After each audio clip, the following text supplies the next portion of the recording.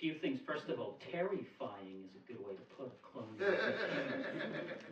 I'd seen two different versions. First, there was Jake Coburn did what he called a cyberdelic seance, which was mostly scripted, I believe, but he also found an AI to emulate Terrence's voice quite poorly, I must say. Of course, I'm biased, but I can give you the AI Terrence voice.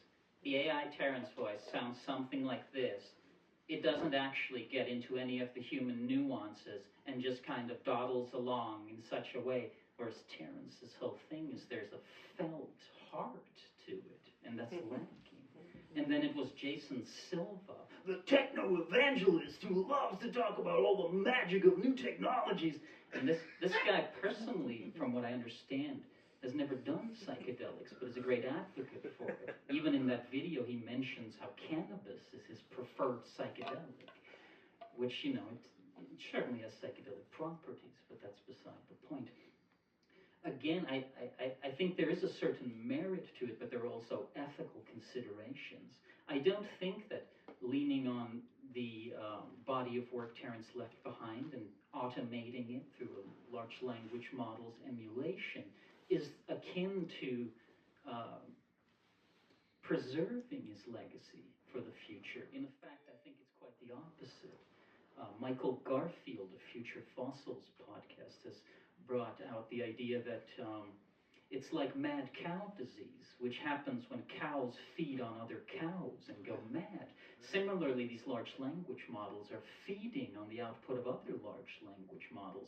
So it's not even dealing with just McKenna anymore. It's now dealing with the offshoots of McKenna. And so like a game of telephone, the further you drift from the source, the more distorted it becomes and actually obscures the actuality.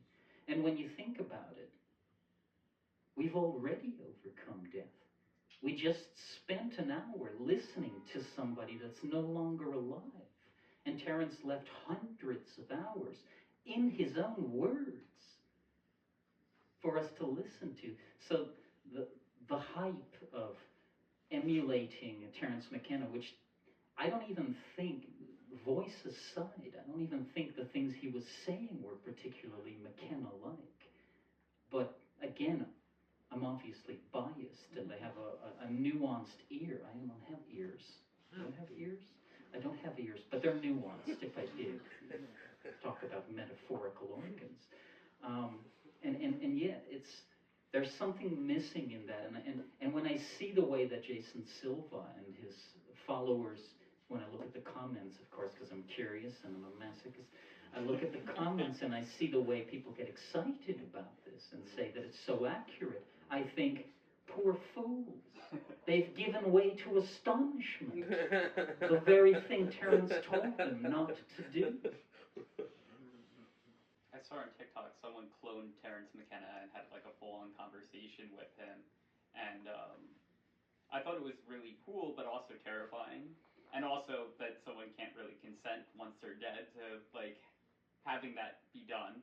And this is happening more and more. But at the same time, I also started thinking of the future, like if we all had digital clones, our kids could get to know our story, our struggles, and ancestral traumas, and actually learn from it, where it doesn't keep on repeating itself because they can actually have it from kind of like the source.